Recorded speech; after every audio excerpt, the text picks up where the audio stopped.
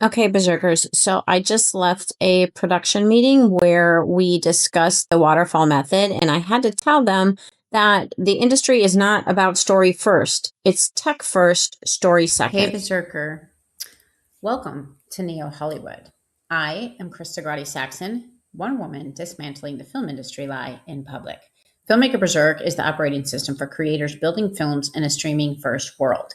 This channel is where we expose the old Hollywood traps, protect ownership, control delivery, and teach filmmakers, producers, and actors how to actually win in the modern film business.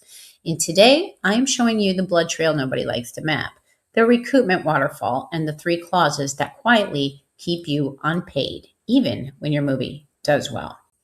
Now, at the end of my last video, I told you I was going to show you the part nobody wants to admit, the exact moment that filmmakers lose leverage. Not when the film bombs, and not when the audience ignores it, not when the critics hate it either. It's the moment they lose leverage. That's usually a time that's much quieter than that, because it happens on paper. It happens inside definitions, inside deductions, inside waterfalls, and inside clauses that look normal until your film performs. Money comes in, and somehow you are still standing there, unpaid, being told to wait your turn like a guest at your own funeral. Why this discussion matters. Here is the lie the industry keeps selling. If your movie succeeds, everybody eats. That sounds beautiful. It also conveniently hides the fact that success for a film and payment to a filmmaker are not the same event. A film can get distribution. A film can get platform placement. It can generate revenue. It can get press. A film can look alive in the world. And still, the people who made it can remain trapped behind a payment structure designed to push them further and further back in line. And trust me, there are Oscar-winning directors who stand on that stage thanking everybody who cannot pay their electric bill. So that is why understanding the waterfall matters, because the waterfall is not just accounting, it is power. It tells you who gets paid first, who gets paid second, what gets deducted before you ever touch a dollar, and what counts as revenue, what counts as expense, and whether the phrase back-end participation is real money or decorative wallpaper. So let me strip the jargon off. The recoupment waterfall is the order in which money is distributed after a film starts generating revenue. Imagine revenue comes in domestic sales, foreign sales, AVOD, TVOD, SVOD, airline, cable, whatever lanes are active. Most filmmakers think that means the film is now making money for them. No. First, the contract asks a more dangerous question. What money is left after everybody in front of you takes their bite? That is the game. The waterfall decides that order. Typically, money comes in at the top. Then you see distribution fees, then expenses, then marketing recoupment, then delivery costs, then advances recouped, then investor recoupment, then preferred returns if they exist, then producer corridors if they exist, then deferments, then not net participation, contingent compensation, and all the soft promises filmmakers were emotionally sold during the courtship stage. I so want to play the Jaws theme song right now because I'm about to watch that movie too. By the time the contract finally turns and looks at you, you may be staring at a bone instead of a meal. That is the moment leverage disappears, because once you sign that order, the argument is mostly over. So clause number 1 is the fee stack. This is where a contract allows a distributor, sales agent, or intermediary to skim a fee right at the top before the real recoupment conversation even begins. Maybe it is called a distribution fee. Maybe it's a sales fee. Maybe it is an administrative fee. Maybe there are multiple fees living in the same document wearing different cologne, but the effect is the same. Revenue comes in. They take their percentage first. Then, because that was apparently not enough, the same contract often lets them recover expenses after the fee. So you get hit twice, once by the percentage, then again by the deductions. This is why filmmakers hear numbers like your movie grossed this much and then get statements that feel like a haunted house ledger. Because gross activity is not the same as producer receipts.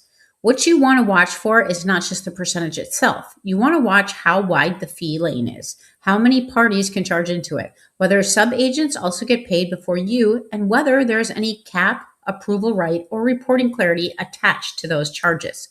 If the contract lets multiple hands reach in before you see the statement, that is not back end. That is a magician's stage. Clause number 2 is where filmmakers get quietly kneecapped, the definitions section. This is the part nobody celebrates because it looks boring, which is exactly why it is dangerous. Terms like gross receipts, adjusted gross, net proceeds, receipts actually received, approved expenses, distribution expenses, marketing expenses, delivery expenses, residuals, third-party costs, currency conversion, reserves, holdbacks, chargebacks, bad debt, collection account carve-outs, all of that matters.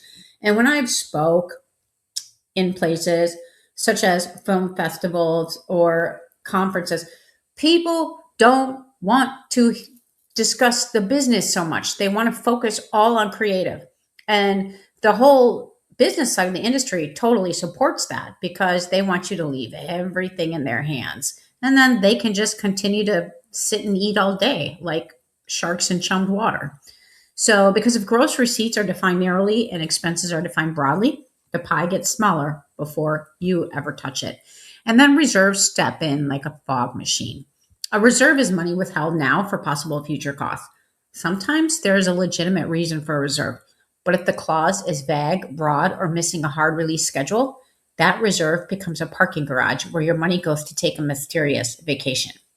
This is also where you need to watch for the phrase sole discretion, or language that gives one party unilateral power to decide what was necessary, customary, commercially reasonable, or recoupable.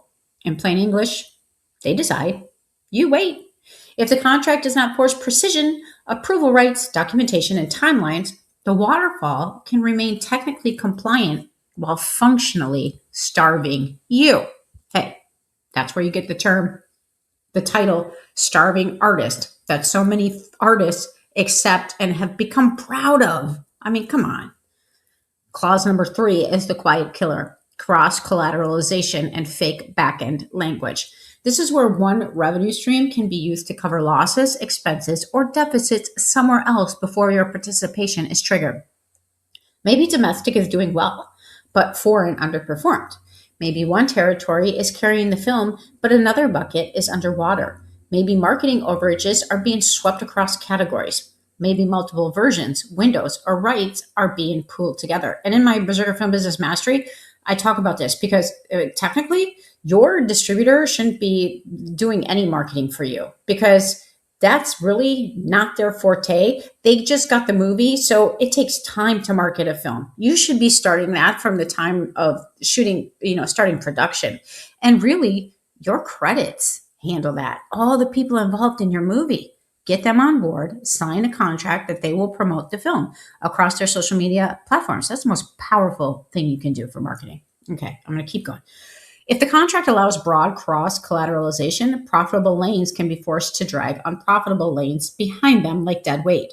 Now combine that with net proceeds participation, not gross, net. That one word has buried more filmmakers' dreams than bad reviews ever did. And if you listen to my other videos anyway, bad reviews are often political. It's people who can't stand somebody because they didn't give them a particular job or somebody got chosen over somebody on the film production. And trust me, there's so much behind that. So anyway, I'm going to keep going again. Because net can mean after so many fees, costs, reserves, and recoupment layers that the participation becomes little more than a bedtime story. And yes, sometimes a film can genuinely perform and the creator can still remain unpaid because the paper put their payment too far downstream behind too many variables. This is why I say filmmakers do not lose leverage when the market turns on them. They lose leverage when they sign language they do not structurally control. The document reveal moment. So when exactly do filmmakers lose leverage? They lose it the moment they confuse momentum with protection. The email comes in with interest feels exciting. The interest feels exciting. The logo looks real. The phone calls feel important. Maybe someone says, hey, we can get this out there.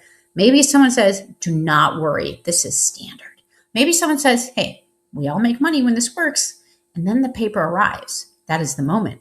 Because the waterfall is crooked. Because if the waterfall is crooked, if the definitions are soft, if the expense lanes are wide open, if the audit rights are weak, if the reserve release schedule is missing, If the net participation language is a swamp, then your leverage is already bleeding out before the first statement ever lands in your inbox. That is the part nobody wants to admit. The funeral usually starts before the premiere. What filmmakers should do instead? So, what do? First, stop reading contracts emotionally. Read them like a payment system. Second, stop asking whether a deal feels like a win. Ask whether you sit in the waterfall. What is deducted before you? Who controls those deductions? And when withheld money must be released? Third, stop using the phrase backend as if it means anything by itself. Backend is not protection. Definitions are protection. Approval rights are protection. Audit rights are protection. Caps are protection. Delivery control is also protection.